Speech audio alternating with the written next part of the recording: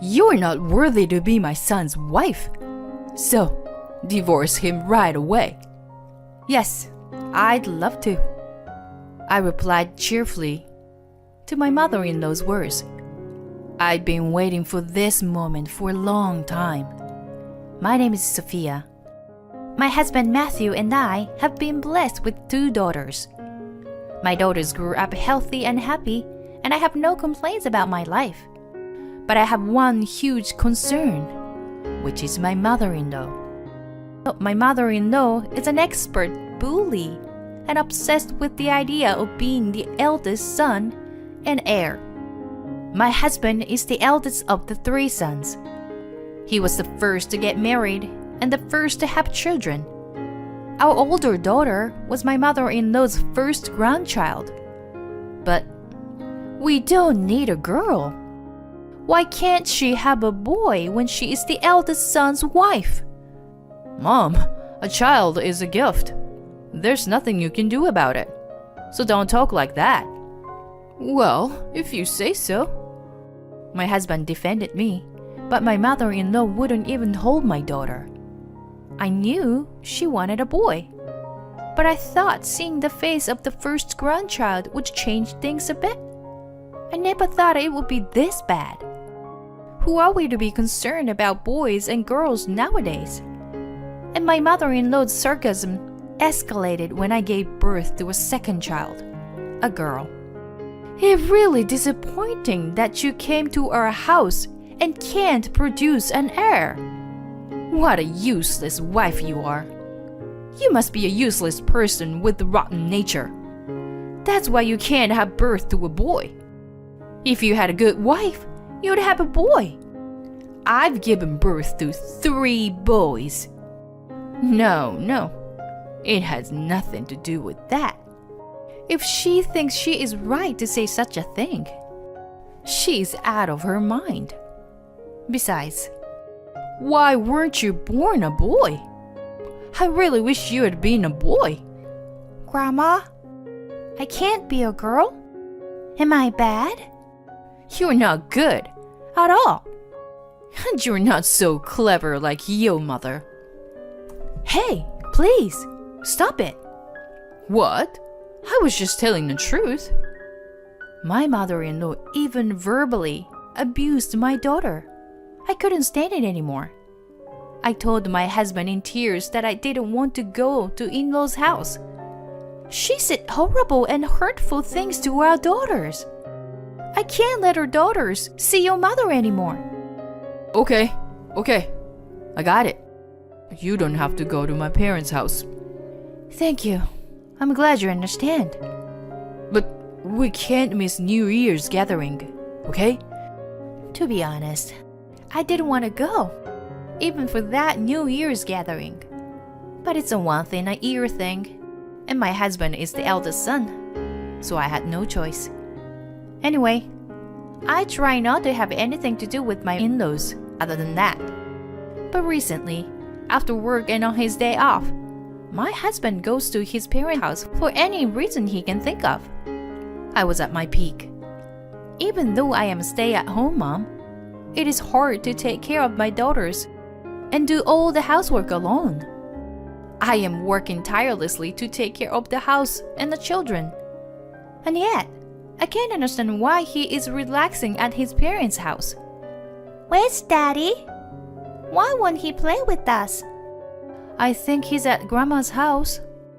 The girls are getting nervous about their dad isn't home. "You haven't spent time with the girls lately, have you? They miss you so much. You're a father. You should spend more time with your daughters." "Stop nagging me. I'm trying to defend you from my mom wanting to have a boy. So don't be selfish. It's harder for me to stand in between you and her. And I'm tired from work. Most wives in the world would work things out with their in-laws. You should be able to do it to begin with." When I talk to my husband about my daughters, he gets mad. Is it selfish of me to ask him to spend time with his daughters? What my mother-in-law is doing to me and my husband and my daughter's situation are not the same thing. I began to have bad feelings toward my husband, who lost his temper over such things. Then, the family gathering came, and we went to his parents' house as planned. Every year during New Year's, all the relatives got together. My husband's younger brother had a baby boy recently. The youngest brother, the third son, just got married. My mother-in-law doesn't let go of the baby boy. It's a relief that we have an heir. Finally. Good boy. You're the heir. My mother-in-law never treated my daughters like that. As long as it's a boy, she's happy. Now, you wives, get the dishes ready. It's your job. My mother-in-law told us to serve the food and to pour the drinks. While my mother-in-law, my husband, his brothers, and relatives were enjoying drinking and chatting, we were working behind the scenes. And you, girls, go to the kitchen and learn how to cook or something. It's okay. You don't have to. Stay with me. Our daughters were also about to be sent away to the kitchen by my mother-in-law. I can't believe she doesn't hesitate to show that she loves the boy and hates the girls. It's terrible. She treats them like that? Oh, yeah, that's her. It happens all the time. I just couldn't believe my eyes. She was terrible. Oh, it's your first year, huh? That's what she is, unfortunately. I'm fed up with her pushing me for a grandchild or an heir. We happen to have a boy, but I don't think it's fair to say that he's cute, because he's a boy. She kept telling me to give birth to a boy from the beginning of my pregnancy. She's serious about it, isn't she? My mother-in-law's attitude has made all the wives feel uncomfortable. Having a mother-in-law like this, I can't help but be concerned about our future. The baby boy was cuddled and cherished by one relative after one another. My mother-in-law seemed pleased with herself, and she began to bully me as usual. My second son's wife gave birth to a boy, but I'm disappointed that my eldest son's wife is useless and can't give birth to a boy. I don't know what on earth she became a member of our family. When she got drunk, she got even more heated. She's not the right wife for us. What kind of upbringing did she have that she can only give birth to girls?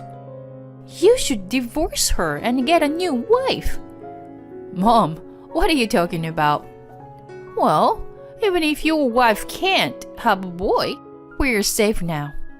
We have this baby boy. He's not the eldest son's boy, but it works too.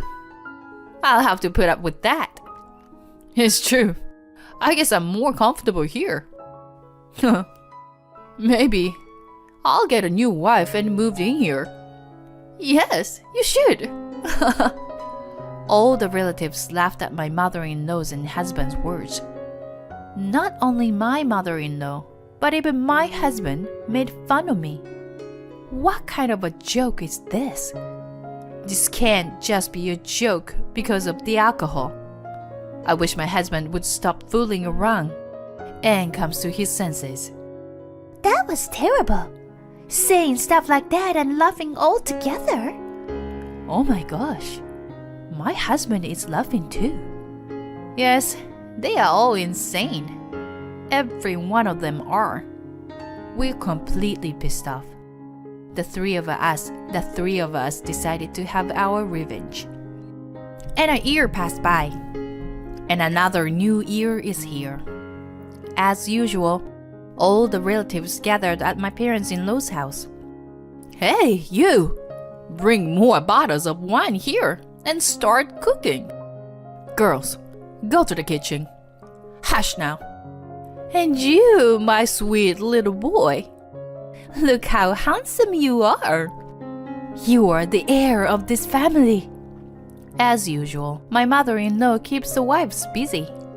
and pushed my daughters into the kitchen, having the grandson by her side, and all the relatives are happy to see him grow up. The firstborn son's wife is worthless because she can only give birth to girls. Why did he marry such a wife?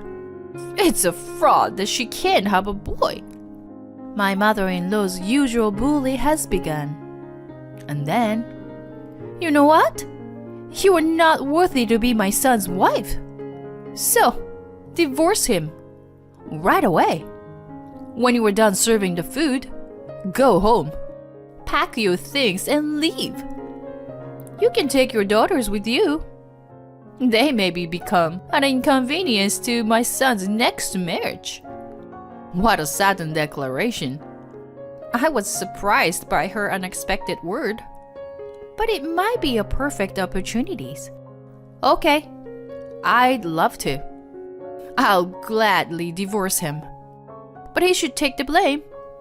I stepped forward and confronted him with the divorce papers. What? What? You're the one who can't produce an heir. Even if it's the case, I am still his wife. A wife is a wife. Do you know what it's called when a man has an affair with another woman while he's still married? It's called adultery. I put the envelope in front of him and handed it to all the relatives. What? How did this...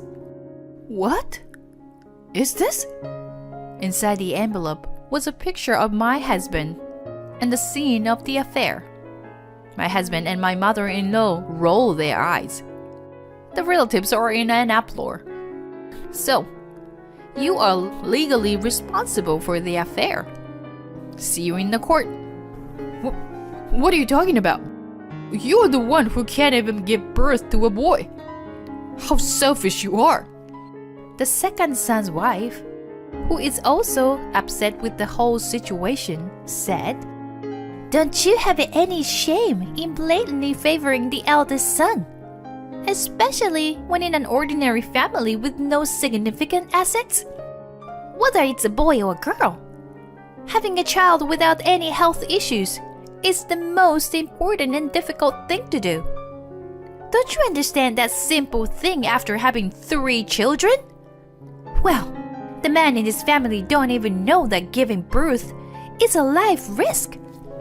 The second son's wife stared at her husband. Then she picked up the son, who was being held by a relative. I didn't give birth to a child for this family. When Matthew has a boy, that baby will come first than any other children anyway.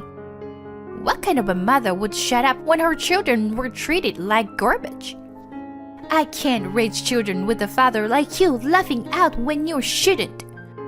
I'll get custody of my son, and I'll never see you again. What? The second son's wife also handed over the divorce papers, and the third son's wife followed. You may not understand how precious it is to be blessed with a child, but you only have boys and don't even pay attention to girls? And when your 2 brothers get divorced, it is my turn to get all the bullies from your mother, nagging me to give birth to a boy. So, I want to insulate ourselves from this house to protect our family. You can choose to divorce me, or you can choose to leave this crazy family and protect your own.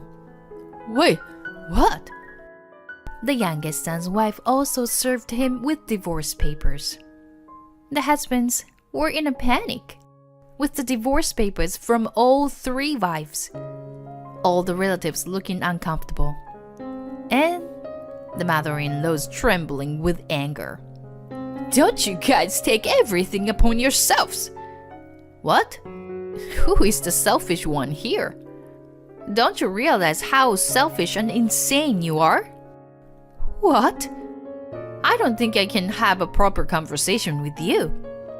I'm going to ask for a lawyer. So, keep that in mind. Hey, Sophia!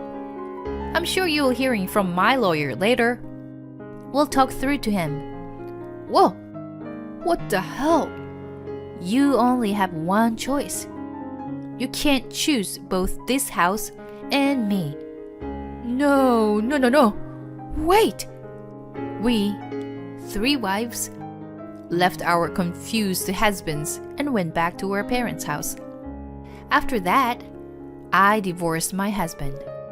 My ex-husband came to my parents' house every day. He had left all the housework to me without taking care of his children and had been having an affair. So I ended up getting more alimony than I expected. I noticed the affair when I checked our joint savings account. What? It's gone. There was 60,000 in there, and now it's not there. This was something we had discussed as a couple and saved for emergencies. I wanted to believe my intuition was wrong. So I requested an investigation immediately. But as a result, I found out that he was having an affair. He took advantage of the fact that my ex-mother-in-law hates me and told her he wanted to divorce me. Actually, I'm thinking of divorcing Sophia. Great! Then I'll kick her out of this house for you. It's best to get rid of such a hopeless wife. He didn't know that the money was jointly owned by 2 of us. And then he got caught in the affair. How stupid he was. The alimony and child support payments are going to wipe out that savings. The second son's wife also divorced him after fighting the case to court. She got custody of their son. Please don't take my son away from me. My mom told me not to be taking him away. He is the heir. What? What did you say? The second son cried and pleaded at the mediation. Because he added a few unnecessary words, he didn't get any visitation with his son. They even issued a restraining order against him because of the risk of him being taken away. The youngest brother did a lot of research on childbirth and parenting. He realized how bad the family's tradition was and apologized to his wife. I'm really sorry. My family was crazy. I know that now. I'm going to cut a tie with my mom and dad. I'm going to protect my own family as a husband. That's how he told his mother, and he really did cut a tie. The mother-in-law, ex-husband, and second brother are all blaming each other. And it's an ugly fight. The ex-husband and the second son can't afford to pay alimony and child support. They are having a hard time. Why is this happening when we finally have a baby boy? It's your fault, Mom. We have to pay alimony and child support. We're in huge debt. It's your fault for having an affair. In the end, my ex-husband and the second son left their mother. The 2 sons and grandchildren were gone. And my ex-mother-in-law is now living a lonely life by herself. I had been preparing for my divorce, so I was able to move on smoothly and start a new life. My ex-husband pays me child support every month. I plan to live a steady life for my daughters. Mom, we ran a race at daycare today. Oh, really? I'm sure you must be tired then. You are tired from your work too, Mom. I'm okay, honey. Thank you. All right, let's eat. What makes me the happiest now? It's seeing my children's cheerful and smiling faces. Using the money from my ex-husband and his adulterous partner, we are planning to go on our first family vacation overseas. My husband left me to care for his grandfather, who came up with a great retaliation against his family. Let me know if there's anything I can do to help. Whoa, thanks. That's nice of you. My husband looks relieved to see me in a good mood. Help me with this. What are they? I've been too busy with CEO. I haven't been able to take care of my things. I'm glad you come to me. Thank you. I handed him the divorce papers. Of course, I had already signed them. Wait a minute, you didn't mention it to me before. Right, I just did. Why? Put your dirty hand over your rotten heart and think hard about it, you hypocrite. My name is Angela. My husband Peter and I have been married for 18 years. We have a 16-year-old son and a 14-year-old daughter. After graduating from college, I joined Peter's grandfather's company, where I still work. I'm told that my father-in-law, Tom, and Peter had joined the company to take over in the future. I think our marriage is a happy one. My kids are growing up with good hearts. We're living with Peter's family, and it was going well until something happened.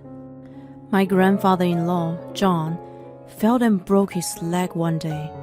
He was over 90 years old and was still working and running his company. After his accident, the true nature of the family came to light. John was a very strict man. When I first joined this family, he used to get angry at me a lot. He harshly criticized my conduct. Don't put your elbow on the table while eating. Wait until you are done chewing to sip a drink. Turn your phone off. Don't create unnecessary noise. When we went out to eat, his eagle eyes got sharper. Take your coat off once you're in a restaurant. Give it to the hostess and never bring it to the table.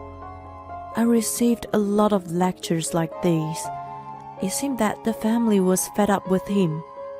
Whenever he disappeared, they talked about him behind his back as a grumpy, bigoted old man. I didn't think he was a bigot. On the contrary, I thought that his teachings were all for my benefit. He didn't explain himself, but just made clear statements, which I thought had valid meanings. To put an eyeball on the table was indeed an impolite act. All the other things he had pointed out to me were also proper mannerisms. I thought he was teaching me to prevent myself from embarrassment. It seemed to me that the point he made at the restaurant was also a sign of consideration for those who were already enjoying their meals. My kids, who had been thoroughly educated by him, had naturally absorbed these lessons. Although they were still in their teens, their manners were outstanding. Moreover, he had never once yelled at them. Even when they were still small and forgot the teachings of the nobility, he never got angry with them. He gradually introduced them to various etiquettes. The reason he was so strict with me was that I was inconsiderate of an adult in my 20s. Such a solid man had lost his freedom due to a broken leg. The whole family was assigned to take care of him on rotation. Since then, my parents-in-law, brother-in-law, and even Peter started complaining.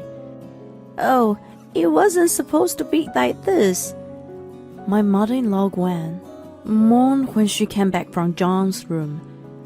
"What's wrong?" "Everything's wrong. I don't know why I have to be troubled by his broken leg.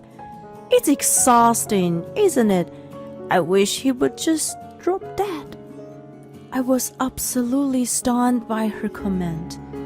She had always been so cheerful that I couldn't believe the abrupt change in her demeanor. "Have you heard about a Jamaican voodoo lady in the neighborhood?" Yes. Maybe I should go visit her." "For?" "Oh, I'm just kidding. But please let me joke around, at least. I'm giving up my precious time to look after him." A joke? Wishing that on someone? It was a vile one. What was surprise to me was that Peter joined in with her. Seeing him not remonstrating but laughing with her, I felt disgusted. "Hon, stop saying things like that." I demanded he correct his behavior when I was alone with him that night. "What are you talking about?" He was genuinely puzzled. I'm talking about John. Did I say something wrong? You and Gwen were laughing about him. Oh, yes, the voodoo lady. That's funny, isn't it? Not at all. It's rather repulsive. Why? It's just a joke. Besides, if my mom can relieve her stress by joking around, there's nothing wrong with it. He didn't care no matter how much I argued. Don't talk about it in front of the kids then. It's not that big of a deal, is it?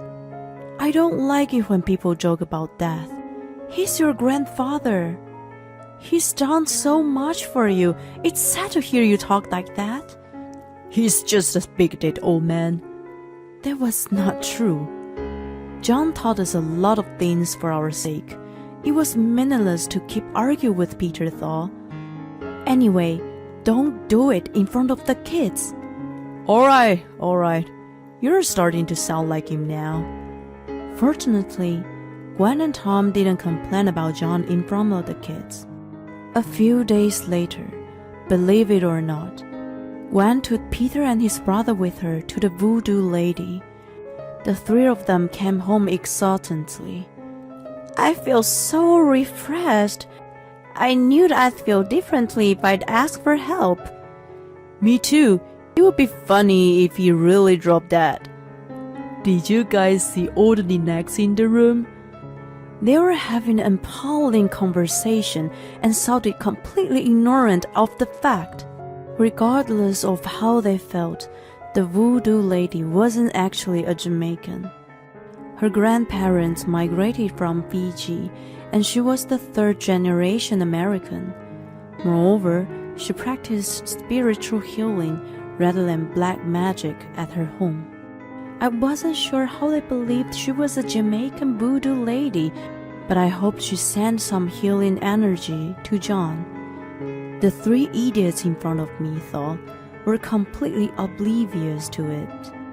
After about a month of looking after John, Gwen started saying odd things. Listen, guys, John's going mad. He just ate a dinner, but he's asking for food again. He was like, "Where's my dinner?" And he keeps talking about the same thing and asking the same question over and over again. I doubted her story. He seemed as usual and never showed a hint of such behavior when I was with him. However, Tom and other male members of the family joined in. Actually, I don't think he even knows who I am. He asked me who I was the other day. Peter and his brother followed. You too? Actually, he asked us the same thing. Maybe he's losing his mind. No way, I don't think so. I knew it. You know what they said about old people, that when they get injured, they get weaker. We need to have a family meeting about this. 2 weeks after that, Tom gathered everyone except John in the living room to make an announcement. I'm going to report to you what has been decided in the family meeting. I was stunned by this statement, and then I felt a void inside. I was not a part of the family meeting. That meant I was not family. I looked at Peter, who was nonchalant. Well, it meant that he didn't think of me as a family member either. Tom was not concerned about my feelings and proceeded with his announcement. My father isn't well. He's lost his mind. You see, what you may call it? Oh, dementia. So, we've decided to move out. Yes, right. I guess we have no choice. I was totally at a loss. What the hell were they talking about? So, Angela, we leave John in your hands. What do you mean? We have to protect his company. Don't you understand? I felt like I was kicked in the stomach. I thought that our marriage had been good and that we'd had strengthened our bond over the years, but it was all in my head. It was no surprise that I was uninvited to the family meeting. I was not accepted in this family. even after all these years. What are you talking about, Dad? Mom got a job too. And what do you mean you're leaving? I don't get it. Me either. What's with the family meeting? Mom didn't even know about it. My kids raised their voices. Peter was flustered by their accusations. Listen, your mother married into this family. That's why she's not a true family member. What are you saying to my kids? Please don't trample on their tender feelings. I'm just telling the truth. I understood. That's enough. Please leave. I'll look after John. If that's the case, you should have just agreed from the beginning. John was a strict man, but I had been indebted to him. I had great respect for him, regardless of the numerous scolding. He must have done a lot for his family, even more than he did for me. And yet, when his health began to deteriorate, they easily abandoned him. I didn't want such heartless people to take care of him anyway. I was sure that he was going to need more than simple assistance, but nursing care in the future. Even so, I couldn't entrust him to such self-serving people. What would they do to him? Well, we'll move to the other house, so you take care of John, okay? The mover came the next day, and they left the house. The only ones who stayed back with me were my kids. They told me they will help too. Thank you, but it's going to be hard from now on. Don't worry, I love my great-grandpa. Yeah, me too. I see. Yeah, me too. I love him too. Let's all work together to make it better. Well, he's a little scary though. What do you mean? The three of us stormed up in surprise. John, how's your leg? It's already healed. 3 months after the shocking turn of events, I was on my way with John to see his escaped family. When Gwen greeted us at the door, her mouth was agape. Is my son here? Oh, yes. Let me speak to him. John strolled into the living room. Oh my God! You can walk? What nonsense! Dad, do you know who I am? Tom smirked. I recall you're the chief sales officer who can't get the job done. What the hell? You're my idiot son. You two are my moronic grandsons. And, you gold digger wife. Dad, oh my God. You guys left me in the hands of Angela. Dementia? That's ridiculous. I know exactly what you guys are now. In fact, John's mind was as sharp as usual. Although he needed assistance after the injury, once he recovered, he was capable of looking after himself. While he was bedridden, he realized that his family was bothered by him, so he put on the show. Do you know why I haven't given you guys the company? You don't have the capacity. If I entrusted it to you, it would fall apart in no time. But, Peter, I am grateful to you. You brought in someone who is suitable for my position. She's smart, can get things done efficiently, and above all, she possesses excellent character with a good heart. I have decided to name Angela as the next CEO. Dad, wait a minute. I'm supposed to take the title, right? Huh? I don't remember saying that. You don't understand anything. Why haven't I retired until now?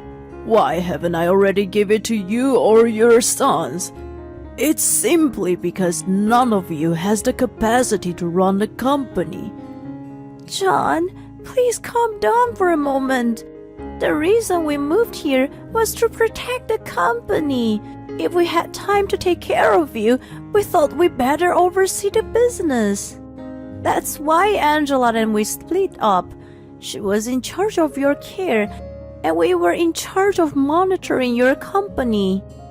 John laughed dynamically. Not even going to the office and leaving all the work to the employees, but only taking a salary. Is that what you called overseeing the company? You and I had very different ways of thinking, don't we? I can't give up my position to such people. The three men took advantage of John's absence. They threw everything into the hands of the employees and just took the money to enjoy life. Of course, the employees told John about this. Don't worry, I'm not going to fire you guys. I'm going to let Angela run the company, but she won't do that either. I'm only going to ask you to step down from your positions and start over from the bottom.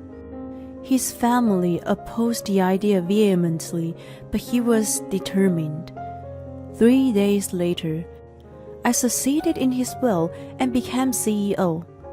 All the employees, except from my in-laws, approved of me and were all very motivated. Peter, who was stripped of this position, came to kiss my butt. I wasn't sure what he thought, but he showed up at the house alone with a large suitcase. When I came home, he was hanging around outside. Hey, what are you doing here? Oh, thank God, I couldn't get in. Of course not, I changed locks. Why? Well, you know.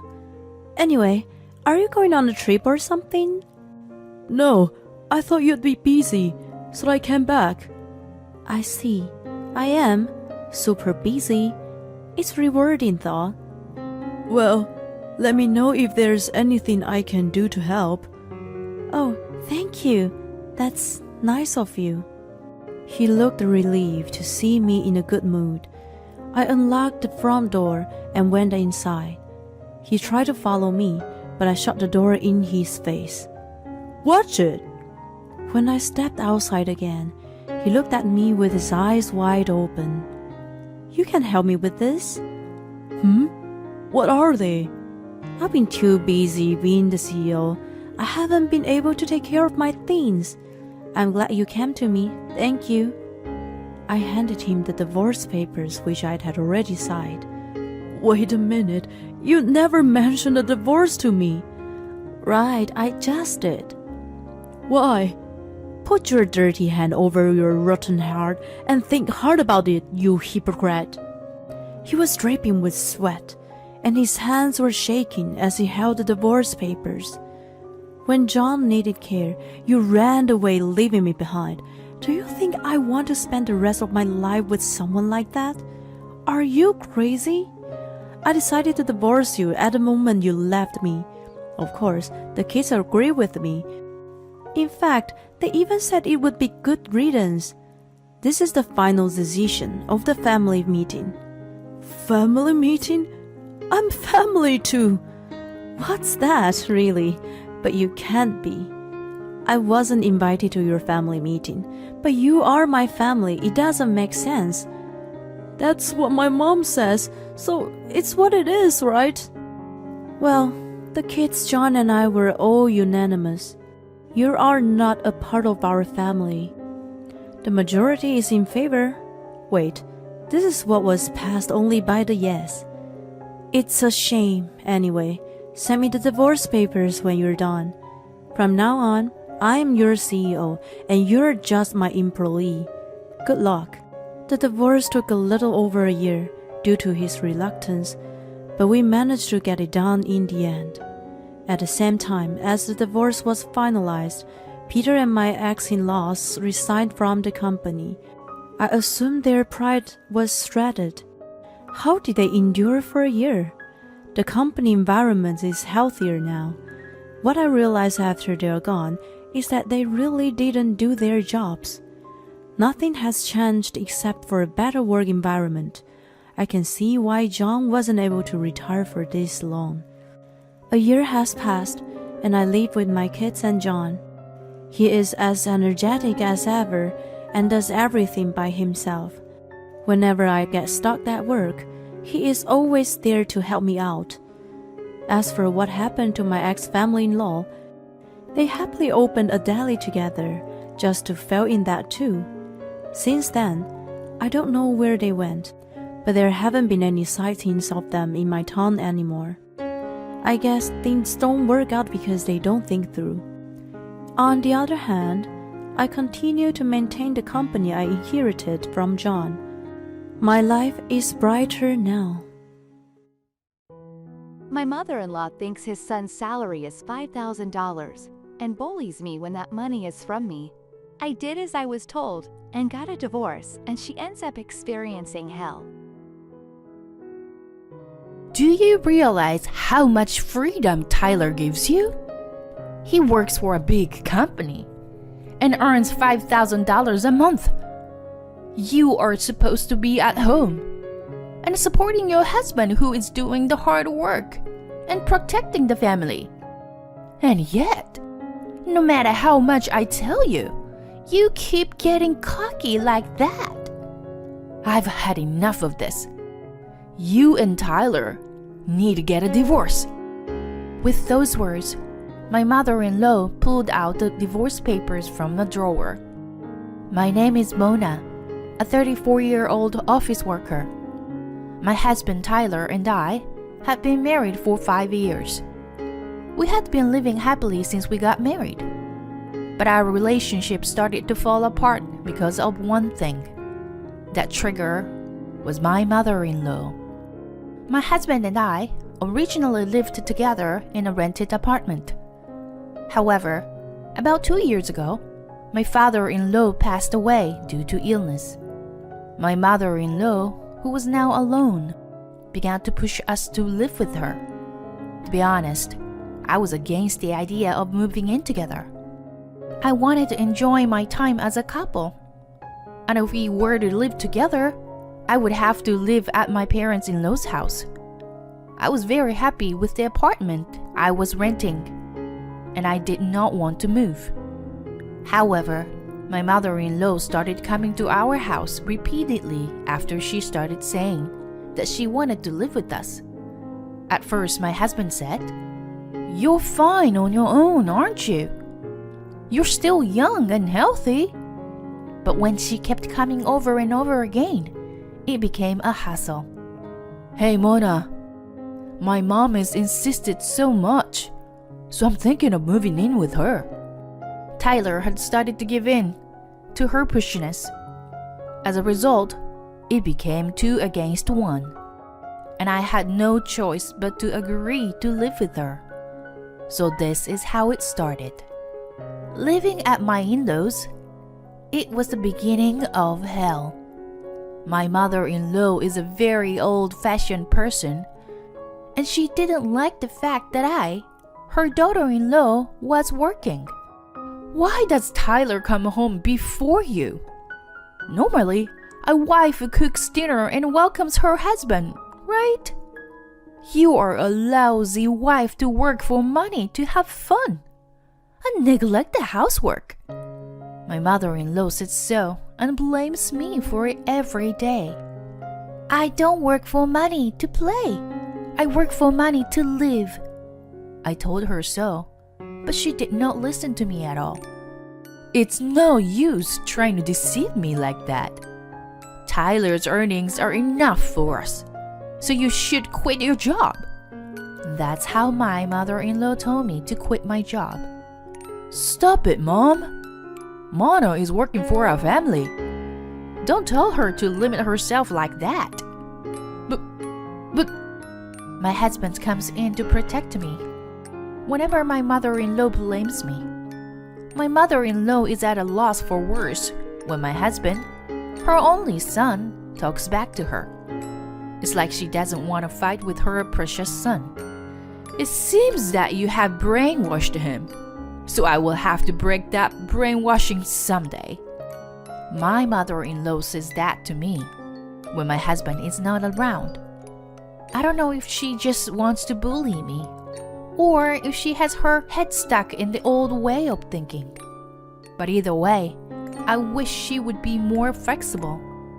After all, she was the one who requested to live together in the first place, my mother-in-law soon stopped nagging me when my husband is around, because my husband protects me every time. However, when my husband is away, she starts right away. Why do you let Tyler wash the dishes when he feeds you? I can't believe it. This is a rule that my husband and I decided together. Tyler can't cook, so I cook every day, and Tyler does the dishes. When I say this, my mother-in-law looks disgusted. When I was young like you, we weren't allowed to do that. And after making such a bad dish, how dare you talk like that? You should ask him to do the dishes after you make better food. Seriously? I could just make her skip meals every day. I usually cooked with a light flavor. This is because my husband's health checkup results were not so good. And my mother-in-law is also old, so she should take care of her health. That's why I keep the seasoning light. So she had no reason to complain about it. If she didn't like it, she should have made it herself. And I still have other complaints about my mother-in-law. She spends too much money. She frequently buys new clothes and expensive luxury brand bags. I always frown when I see her matching the clothes she buys in front of the mirror. Did you buy clothes again? What? Are you complaining? It's not like you are paying for it. Tyler earns a lot of money, so that you can live a rich life like this. If you are jealous, I gave birth to him, so you should be more grateful. To say the truth, I wish you would use your money for me rather than playing around with it. I was horrified. My mother-in-law would spend it all in a heartbeat. If I gave her my salary as it is, I would never do such a thing. Fortunately, I had already converted the bank book of my own account to an electronic one, so there was usually no need to worry about it being seen. The one for the shared account is hidden in my room. Still, it is hard for me not to tell the truth to my mother-in-law. In fact, if you compare my husband's earnings with me, mine are much higher. I work as an employee of a general company, and I'm currently in the position of section manager. On top of that, on weekends, I make use of the certification I have and teach English online. I am a pretty popular teacher, if I do say so myself. So when I combine my income from working as a company employee and an English teacher, it's quite a lot. On the other hand, my husband used to work for a large company, but his job was too strenuous and he became mentally ill. As a result, he had to resign from his job and is currently looking for a new job while working part-time. However, we have been living like that for about 2 years now. I think he's not planning to look for a full-time job. When we moved in together, my husband told me that he didn't want his mother to worry about him. He asked me not to tell his mother that he had resigned from his job due to a mental illness. He said that if she found out, she might go to his former company to yell at them.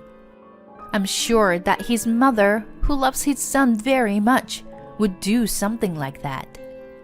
I did as my husband asked and promised not to tell his mother about our income. However, she always says that my husband earns money to support me, when even her wasteful spending comes from my income. I don't understand why she treats me so poorly. Stress built up inside me little by little. Then one day, I received a call from a friend of mine who had not seen me for about 6 months because she was busy. I was happy to hear from her out of the blue. Hey, what's up? Oh, Mona. Your husband hasn't found a new job yet, has he? No, he hasn't. Why are you talking about my husband? I was just driving through town on my way back from my client's place. I saw your husband walking arm in arm with a young girl. What? My mind went blank. My husband having an affair? That's impossible. We are a close couple.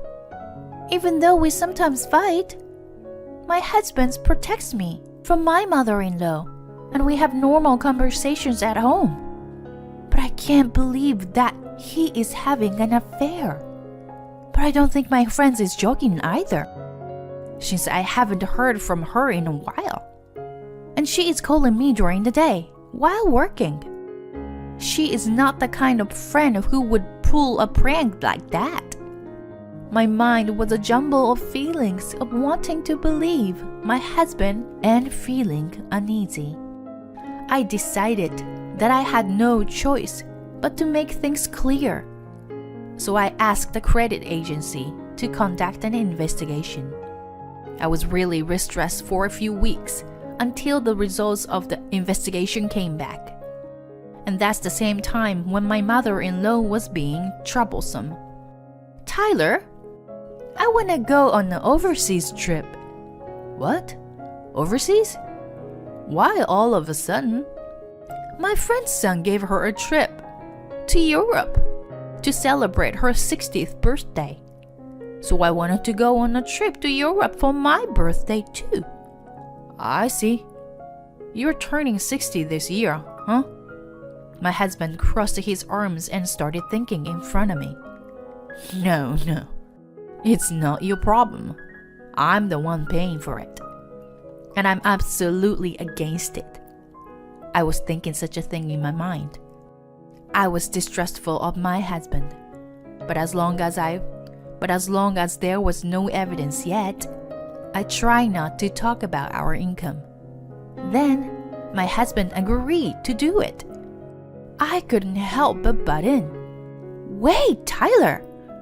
Don't just decide on that without asking me. A trip to Europe costs a lot of money, you know? I said in a slight panic. And as always, my mother-in-law started to attack me. What? I didn't ask you for anything. I'm asking Tyler. You don't bring money into the house, and you don't even do the housework, so don't interrupt me, she shouted. And then she continued. You know, do you realize how much freedom Tyler gives you? He works for a big company and earns $5,000 a month. You are supposed to be at home and supporting your husband who is doing the hard work and protecting the family. And yet, no matter how much I tell you, you keep getting cocky like that. I've had enough of this. You and Tyler need to get a divorce. My mother-in-law told me to divorce my husband. This surprised my husband as well as me. What are you talking about? Don't decide our divorce. Tyler, you were deceived by this woman. She's just using you for her own convenience. If you stay with her, you will be unhappy. So, break it off. Saying this, my mother-in-law pulled out the divorce papers from the drawer. My husband, who didn't think she had even prepared such a thing, was obviously surprised. Mom, come on. Why do you even have divorce papers ready? My husband apparently has no intention of divorcing me. At that time, I had a faint hope. I thought that the reason my husband did not want to divorce me was because he loved me, and that what my friend had seen was someone else. I wanted to believe that my husband was not having an affair, and that he was thinking of me and only me. I wanted to believe that. So I refused to sign the divorce papers, just as my husband had refused. However, my faint hopes soon went down the drain. I received a letter from the credit agency informing me of the result of their investigation.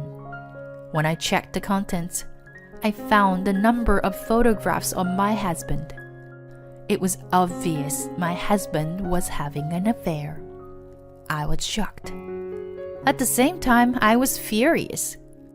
I knew that my husband had been acting like a good husband at home, but behind my back, he was having a good time with a young woman.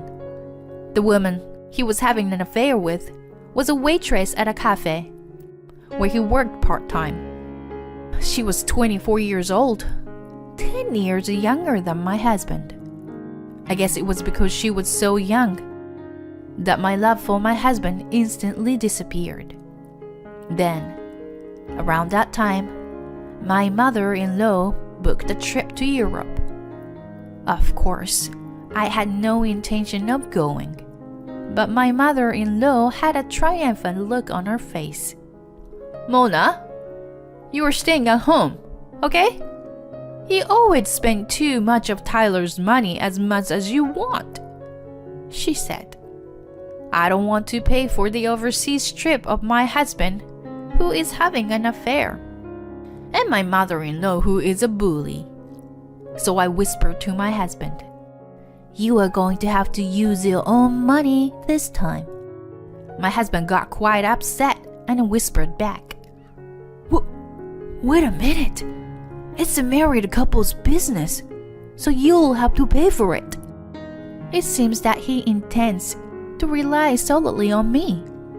Now, it was clear that my husband only sees me as a convenient housekeeper who earns money for him. "I'm divorcing you." "What? Why? Divorce?" I had said this in a voice that even my mother-in-law could hear, and she brought me the divorce papers with a very happy look on her face. "So, you finally decided to move out of this house. Isn't it great news, Tyler? Now, you won't have to throw your money down the drain." Tyler could not seem to tell the truth to his mother because he had kept it from her for so long. He signed the divorce papers under his joyful mother's presence. "I'll take it and file it at the office," I said as I packed up my belongings to leave.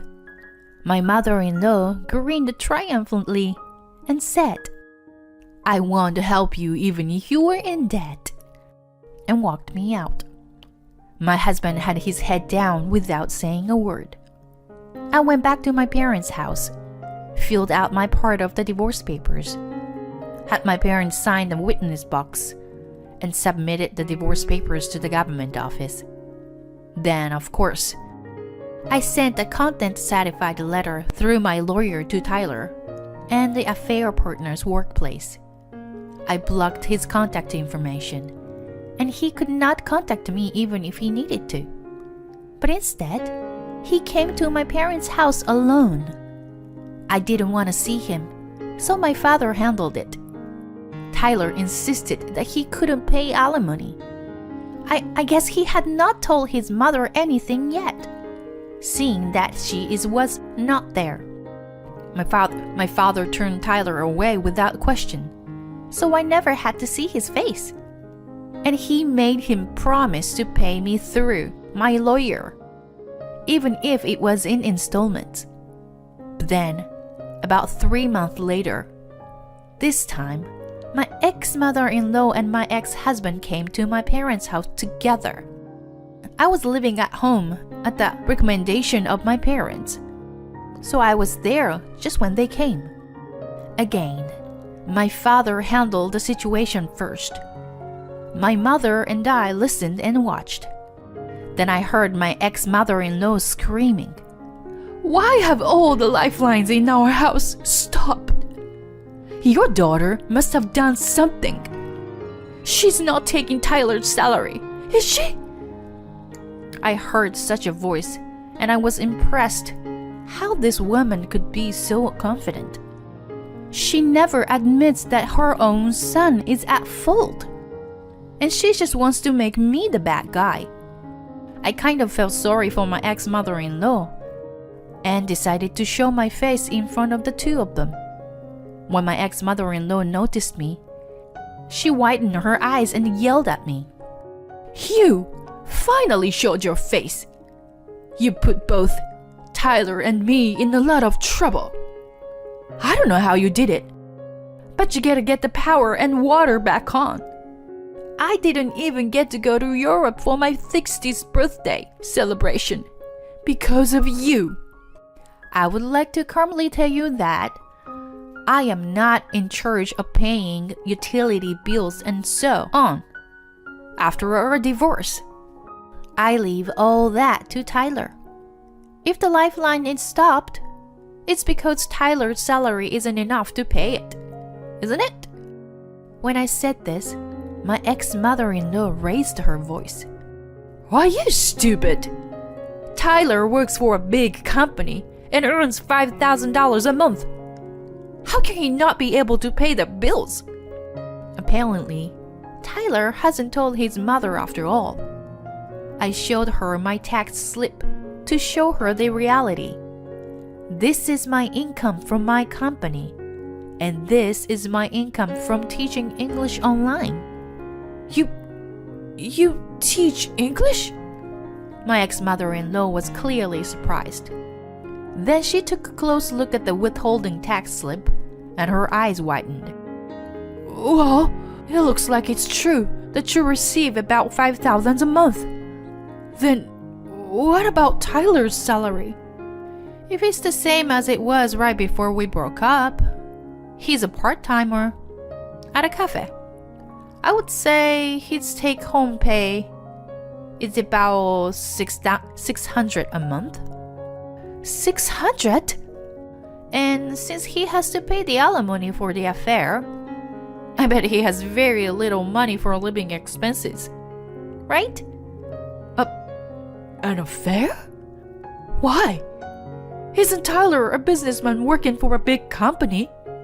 My ex-mother-in-law was about to collapse because the reality was so far away from what she thought it was. Tyler looked uncomfortable.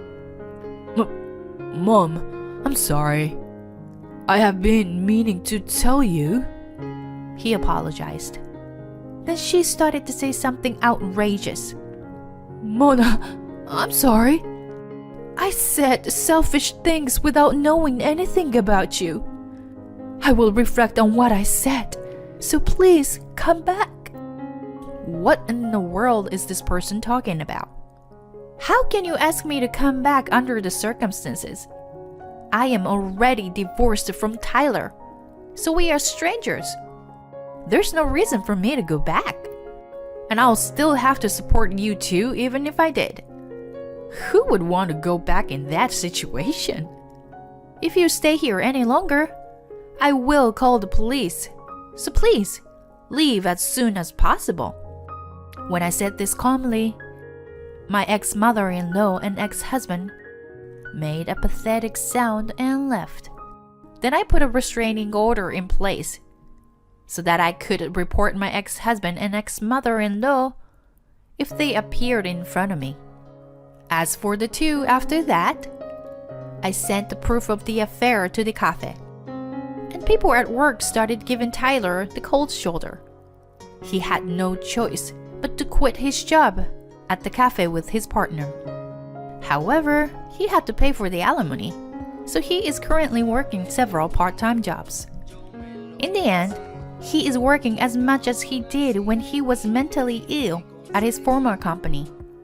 It looks like his affair partner has left him, and he is now living with his mother. However, my ex-mother-in-law is gradually showing symptoms of dementia, so he has to work hard to pay off his debts, while also taking care of his mother. It served them right. On the other hand, I continue to live with my parents and save money at a very fast pace. In fact, I'm currently saving quite a bit of money. I am planning to invest in the near future to further increase my assets and aim to be semi-retired in a few years. My mill says, "You only live here like a worm that eats on our own dime. Get out," and gladly agrees to my divorce. I am Ava, and I am almost in my late 30s. Meanwhile, my friends around me were getting married and building families one after another. Ever since I broke up with my boyfriend when I was in college, I have been single for a long time. I was unable to find a suitable partner, and I looked at my friends who were happy with their families. I grew more and more impatient. Sometimes, when I met my friends for a girls' night out, those with families always said, "You should save money for yourself while you are still single." They advised that if you have a saving account separate from your common property, it will definitely be useful no matter what happens after you get married.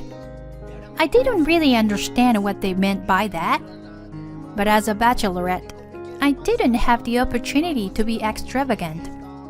And other than the living expenses that I put into my parents' house, I was steadily increasing my assets for myself by saving money and investing in stocks. I then finally decided to get married. Jacob works in sales for one of my business partners. As a receptionist, I often saw him coming and going within the company. As we greeted each other, we naturally began to have casual conversations, which led to a deep relationship. It wasn't long before we were ready to get married. My married life with my husband was very peaceful, and I felt very safe when I was with him. I felt a little bit awkward about getting married in my late 30s, but my husband was already in his 40s. I promised myself that I would cherish the time we spent together for the rest of our lives. However, this carefree life did not last long. The happy days soon faded away. The biggest culprit was my mother-in-law, Lily. When I went to greet her at the wedding, the first thing she said to me when she saw me was, "I thought you were a pretty young lady, but you actually look quite settled and plain. Huh. How old are you?" Her words were polite, but it was clear that she was being bitterly sarcastic toward me, an old woman. "I'm 37. Really? And this is your first marriage? You are not being punished too severely, are you? Do you have children?" No, nothing like that. Because I have never been married before. I wondered if that was the right way to turn things around. I also wondered about Lily, who was so blatantly inquisitive at the first meeting. My father-in-law was quietly listening to what I was saying, and my husband-to-be was smiling, as though he was very troubled. Why is he not protecting me? I realized that, although he was kind, he couldn't stand up for his mother. Thinking back, it may have already been decided that there was going to be an irreparable fraying of our lives. After our marriage, we moved in with my parents-in-law. Until then, my husband had always lived at home and supported his parents by himself. So he strongly asked me to support them after marriage. To be honest, I am not very good at supporting my parents-in-law, especially Lily. She's been the worst from the first time I met her, and that impression has never changed. I'm sure my mother-in-law is the same. Ever since we started living together, she has been sarcastic and harsh about every little thing. And so my heart felt like it was being pricked. At first, I was just hurt. But as she continued saying things to me, I began to feel an inexpressible anger. But I didn't want my marriage with my husband to be damaged. So I desperately endured the bullying. Recently, however, my mother-in-law began to mistreat me, not only with sarcasm, but also with blatant harassment. One morning, after getting ready, I went to the dining table to find that there was not enough breakfast for one more person. Is anyone skipping breakfast today? I wondered and asked my mother-in-law, who was cooking in the kitchen. What are you talking about? Everyone is here today. But there's not enough food for one more person, right? Oh, that. I don't like a girl who doesn't know what she's doing. So I didn't make anything for you. Even though you usually cooked for us. You are my daughter-in-law, aren't you?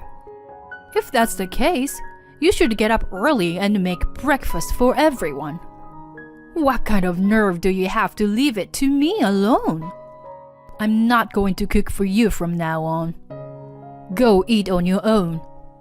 It should be easy for you because you only have to cook for yourself, right? I'd been so lenient with you. My mother-in-law says this and makes breakfast just for my father-in-law and my husband, ignoring me at all costs. She even prepared a lavish boxed lunch for them. But obviously, I am the one who married into this family, so perhaps I should be more active in the housework. Even if she said some mean things to me, she'd been preparing meals for me so far. So my mother-in-law is not a bad person. That's what I told myself. However, after that, my mother-in-law's harassment of me escalated. One Sunday, my mother-in-law told me that she was going to meet her friend for the first time in a long time, and she was very excited the night before. When I woke up in the morning, she was already gone. And to be honest, I was relieved that Lily, who was always mean to me, was not there. The house was very quiet with my husband and father-in-law. I prepared lunch for the three of us. I wondered what time my mother-in-law would be home. I wondered if she would come home for dinner. I didn't hear from her until after 4 p.m. So I decided to cook only for the three of us who were at home at the time, and then decided to prepare dinner for my mother-in-law later. And when dinner was prepared, and the three of us were sitting around the table, I heard my mother-in-law's voice saying, "I'm home more happily than usual. I had so much fun today. It's so nice to see friends, isn't it? I bought souvenirs for everyone." My mother-in-law came into the living room, hurriedly saying so, then looked at the dining table and suddenly became grumpy. "Did I ask you to prepare dinner?" No, I didn't hear from you, so I thought you might be coming home late and prepare dinner. I thought I'd prepare dinner for you later." As I was stumbling over my words, my mother-in-law became angry. "Since I went out today, I was going to buy a lot of delicious delicacies from the department store. See? I bought all this food, and yet it's all for nothing. Get rid of all those food you made, even if they have an expiration date. Your food is so bad that it's not even edible to begin with. Put yourself in the shoes of your husband and father-in-law who were forced to eat such bad food. Here, put everything down the sink." My mother-in-law's forcefulness pushed me, my husband, and my father-in-law to take the dinner that we had laid out on the table to the sink. "Oh, but you don't have any of the side dish, do you? So please eat the meal you had made. I'm glad you didn't let all the food go to waste." I couldn't help but feel angry at her words, but it would be very strange to get angry at this point. I tried my best to control my anger and decided to eat my meal alone behind the kitchen table. At the dining table, my mother-in-law was enjoying herself. "This is bean curry tofu from famous Chinese restaurant, and this is from a famous chef." She was explaining to them about the food she had bought. She must have had a lot of shopping at the department store. They listened to her seeming completely uninterested. And she didn't even notice that they were looking a bit bored. I felt a little sorry for my mother-in-law, but as I was listening to her from the kitchen, I got flabbergasted when I saw her outfit. Isn't that the new dress I had bought to wear on our next company trip? I couldn't stand still, so I ran out of the room. Lily? My mother-in-law looked at me with a surprised face. That's my dress, isn't it? Why are you wearing it? Oh, I wanted to wear a new dress since I was going to meet a friend. I looked around and found just the right one. I'm sorry, I didn't know it was yours. I knew it was a lie. She knew it was mine, and she had deliberately worn it without permission. I was looking forward to going out in my new dress, and then she took it away from me so easily. Moreover, this dress was the perfect size for me.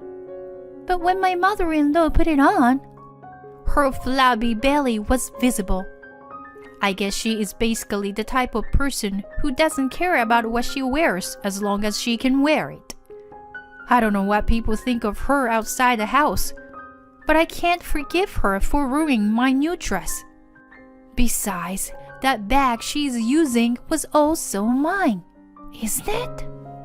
I realized even more. The bag that my mother-in-law used to bring back souvenirs.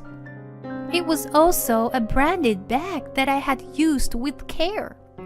How could she use someone else's property without permission? Does this person have no common sense? You know what? I was going to do a lot of shopping today, so I thought a large bag would be good.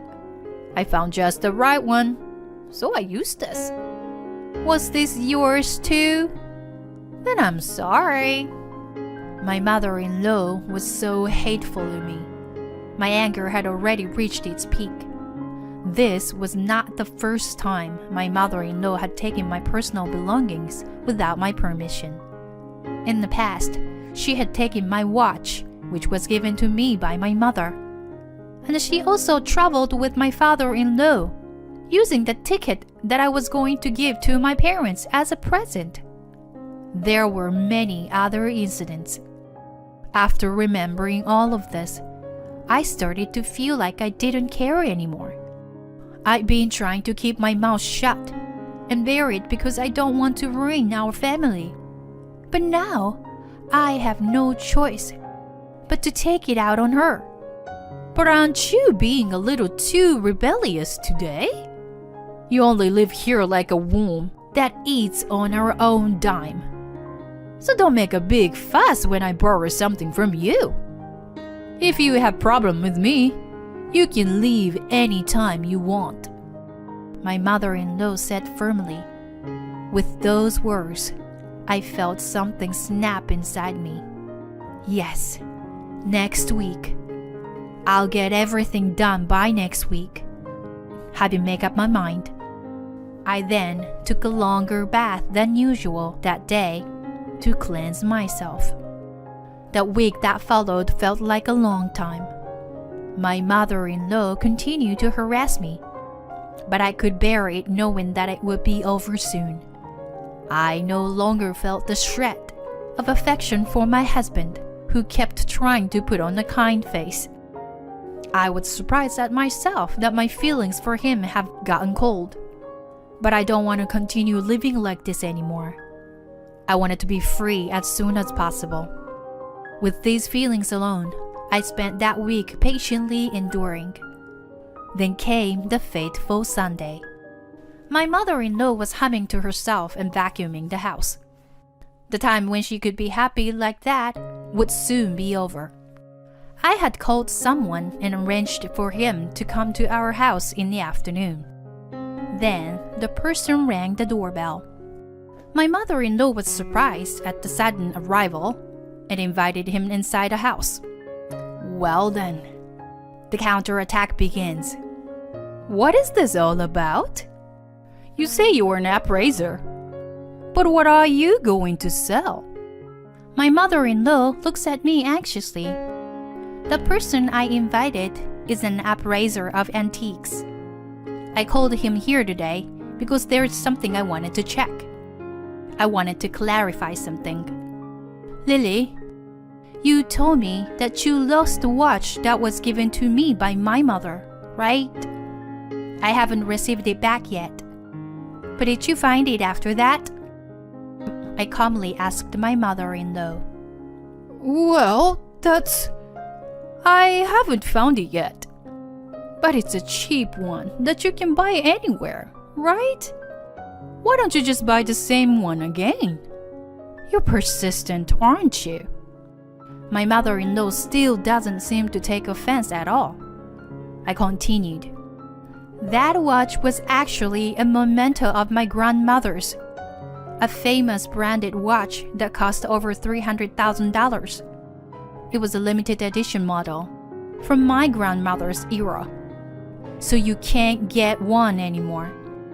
My mother-in-law's face turned pale at my words. My father-in-law comes from the side.